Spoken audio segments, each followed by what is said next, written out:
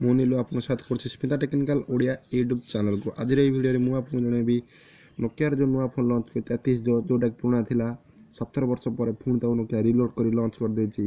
Nokia 3310 କାଲି mobile world କଂଗ୍ରେସରେ ଏଇଟା ଲଞ୍ଚ ହୋଇଥିଲା। ନୋକିଆ 3310 ଇଭେଣ୍ଟ ଚାଲୁଥିଲା କାଲି। ନୋକିଆ ଏହା ସହିତ 3ଟି ଫୋନ୍ ଲଞ୍ଚ କରିଛି, ନୋକିଆ 5, ନୋକିଆ 3, ନୋକିଆ 3310।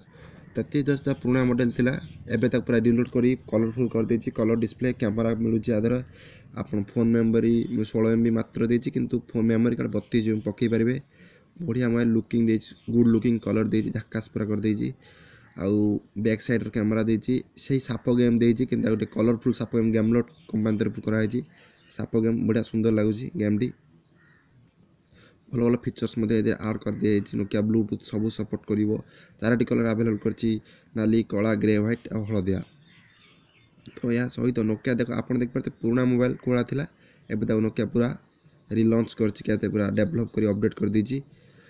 ଗୁଡ଼ିଏ ଫିଚର୍ ଦେଇଛି। ୟା ଦ୍ୱାରା ବ୍ୟାଟେରୀ କ୍ୱାଲିଟି ବହୁତ ଇମ୍ପ୍ରୁଭ୍ କରି ଲଗାତାର ଥରେ ଚାର୍ଜ କରି ଆପଣ 21 ଘଣ୍ଟା ପର୍ଯ୍ୟନ୍ତ କଥାବାର୍ତ୍ତା କରିପାରିବେ। ୟା ଦ୍ୱାରା ଥରେ ଚାର୍ଜ ଫୁଲ୍ ଚାର୍ଜ କରେ 21 ଘଣ୍ଟା, ଆଉ ଖାଲି ଯେ ଚାର୍ଜ କରି ରଖୁଛନ୍ତି ତାହେଲେ ସେ 31 ଦିନ ପର୍ଯ୍ୟନ୍ତ ରଖିବ। ବଢ଼ିଆ ବ୍ୟାଟେରୀ ଲାଇଫ୍ ଦେଇଛି ୟା ଦ୍ୱାରା। କିନ୍ତୁ ପ୍ରାଇସ୍ ଟିକେ ଅଧିକା 4000 ଟଙ୍କା ଗୋଟେ ମୋବାଇଲ ପ୍ରାଇସ୍ ଇଣ୍ଡିଆର। କିନ୍ତୁ ନୋକିଆ ଫୋନ୍ ଯଦି ଆପଣ କିଛି ଗୋଟେ ମୋବାଇଲ ସ୍କ୍ରିନ୍ ଟଚ୍ ମୋବାଇଲ ଅଛି, ସେକେଣ୍ଡ ମୋବାଇଲ ନେବା ଚାହୁଁଛନ୍ତି ଫିଚର୍ ଫୋନ୍, ବେଷ୍ଟ ମୋବାଇଲ ୟାକୁ କୁହାଯାଇପାରେ, ବେଷ୍ଟ ନୋକିଆ ଫୋନ୍। କାରଣ ନୋକିଆର ଭରସା ଅଛି ଆପଣଙ୍କ ସହିତ।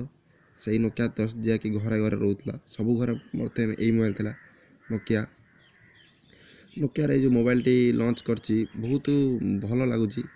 ଆଉ ତା ବାଦେ ନୋକିଆ ଯେଉଁ ସିଷ୍ଟମ୍ଟି କାଢ଼ିଥିଲା ଭାବୁଥିଲି ଲୋକ 4G ଆସିବ, ଜିଓ ସପୋର୍ଟ କରିପାରିବ, କିନ୍ତୁ ଏଥିରେ 4G ସପୋର୍ଟ ଆସିନି। ସେଇ 2G 3G ବି ନୁହେଁ, 2G କନେକ୍ଟିଭିଟି ଦେଇଛି।